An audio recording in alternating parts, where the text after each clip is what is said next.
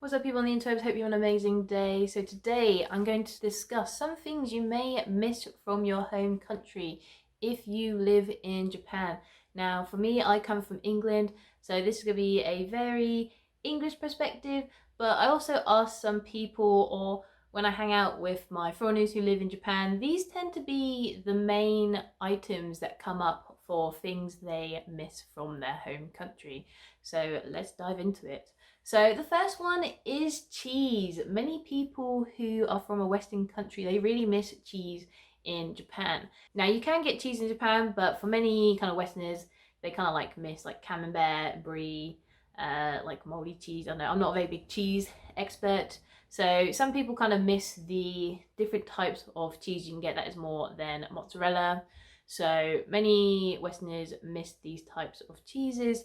Now you can actually get some of these cheeses since you can get camembert and brie in Japan, but what you will find is you actually get a tiny bit of cheese compared to what you can get back home for 3 times the price. So if it's not mozzarella cheese, cheese is fairly expensive in Japan and you only get small parts of the cheese. So many Westerners miss cheese in Japan. Now moving on to our next one, and that is bread. We are still on the food line. Many Westerners miss bread. You can get bread in Japan, but what you will find is bread tends to be a lot sweeter out here, and you don't get as much kind of bread variety, especially when you go in the supermarkets. You get white bread is the common one. They do have some fancy bread in Japan as well, since I like my local supermarket does this fruit bread and I find it very tasty. But again, the bread in Japan tends to be a lot sweeter compared to Western bread. And there's times you just kind of want that kind of non-sweet bread. I know for me, I really miss whole grain bread with seeds in. So in England, we do like a seedy whole grain bread, and that's the bread we pretty much had every day. And I really miss that type of bread. I would love if Japan did that type of bread, but again, it's something I can live without. There's times I miss it, but it'd be nice to have it again. But bread is also one thing you may find you will miss when you come to Japan, or especially your native homeland bread. Okay, number 3. This will be obviously a big one, friends and family. You will probably miss your friends and family from your home country when you live in Japan. Now, one thing, there's times, don't get me wrong, I do miss my friends and family, but also with the beauty of technology, I do keep in touch with them either every day or most days. I know for my family, I ring them a couple of times in the week, and same with my friends, I send them messages all the time. Obviously, the biggest thing you will miss from being in Japan, you just don't have that touch sensation that you have from friends and family, but the communication is still there. So that is the beauty of living in Japan, or any country now with the modern age of technology.